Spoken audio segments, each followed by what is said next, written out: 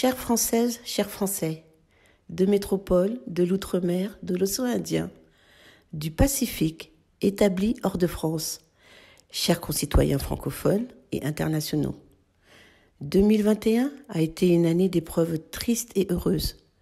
Chacune et chacun auront eu leur vie bouleversée et d'autres sont sur une vie de reconversion par la prise de conscience des dérèglements de la nature qui ne favorisent pas les développements durables, sans des changements de loi d'orientation exécutés jusqu'au bout et sans amendement, d'une loi cadre qui indique la voie à suivre.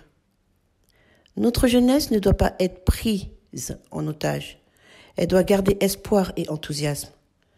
Nous avons des systèmes structurels anciens, dont certains arrivent à bout d'exploitation efficiente. Le monde actuel nous oblige à revenir aux fondamentaux, un quotidien où remettre la voisine, le collègue, l'ami au centre de la gestion de la cité, avec plus de concorde et moins de séparatisme. La géopolitique émergente a évolué plus vite en ce premier quart de siècle.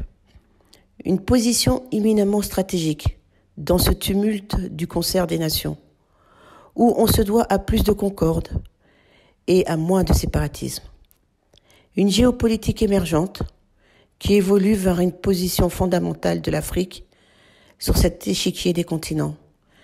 Une diminution de l'aide au développement qui laisserait plus de place à la coopération multilatéraliste décentralisée et faciliterait ainsi l'essor à des partenariats plus diversifiés avec les petites et moyennes entreprises du secteur privé, des professions libérales et indépendantes, du monde de demain qui s'est déjà installé dans notre paysage.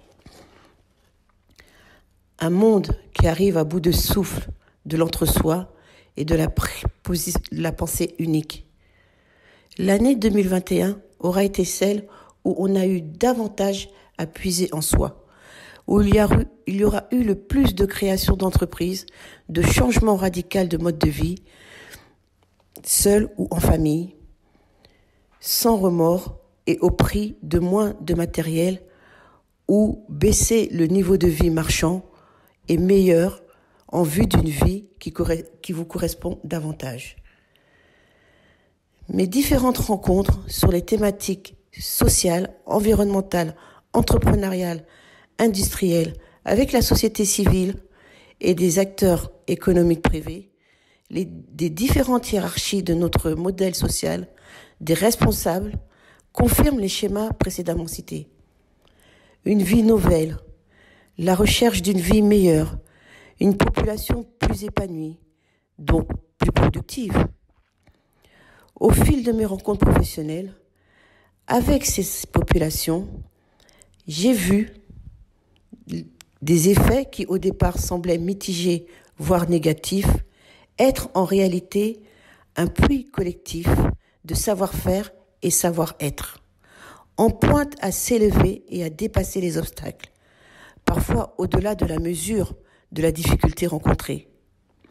Une joie est semée qui ne laisse pas le voile d'ombre recouvrir ces rayons de lumière incandescente dans la vie de ces populations. Un pouvoir phénoménal, insoupçonné, qui couronne de succès la résistance aux difficultés auxquelles ces personnes font naturellement face et forcent ainsi le respect. Je souhaite à tous vos proches, à votre famille, à vous-même, une belle année 2022, de beaux accomplissements dans vos vies, et je vous dis à très bientôt. Chères Françaises, chers Français, de métropole, de l'outre-mer, de l'océan Indien, du Pacifique, établis hors de France, chers concitoyens francophones et internationaux. 2021 a été une année d'épreuves tristes et heureuses.